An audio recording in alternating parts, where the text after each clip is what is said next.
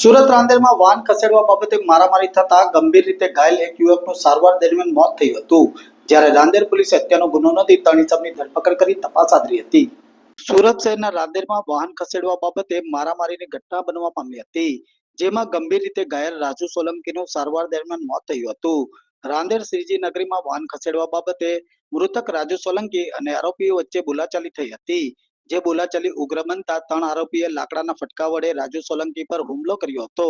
ગંભીર રીતે ઘાયલ રાજુ સોલંકીને સારવાર અર્થે નવી સિવિલ હોસ્પિટલમાં ખસેડવામાં આવ્યો હતો, જ્યાં રાજુ સોલંકીનું સારવાર દરમિયાન સિવિલ હોસ્પિટલમાં મોત થયું હતું.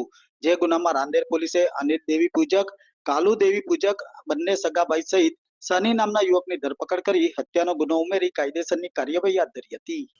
તારીખ 10/1/2024 રોજ રાંદેર પોલીસ સ્ટેશન વિસ્તારમાં કાલુ, અનિલ અને સની 3 ઈસમો રિક્ષા લઈને નીકળેલા, જેઓએ રોડ વચ્ચે ઊભી રાખતા આ કામે રાજુભાઈ ભગાભાઈ સોલંકીનાઓએ રિક્ષા હટાવી લેવા કહેતા તેઓ વચ્ચે બોલાચાલી થઈ અને બોલાચાલી બાદ મારામારી સુધી આ ઝઘડો પહોંચેલો, જેથી રાજુભાઈને આ ત્રણેય આરોપીએ લાકડા વડે માથાના ભાગે ઈજાઓ પહોંચાડેલી, જે બાબતે રાંદેર પોલીસ સ્ટેશનમાં બીએનએસ કલમ 103(1) મુજબ ગુનો દાખલ કરવામાં આવેલ અને રાજુભાઈ સારવાર માટે હોસ્પિટલમાં હતા, જેઓ સારવાર દરમિયાન 21/1/2024 કલાક 21:23 વાગે મરણ ગયેલ છે, જેથી કાયદેસરની કાર્યવાહી પોલીસ દ્વારા હાથ ધરવામાં આવેલ છે.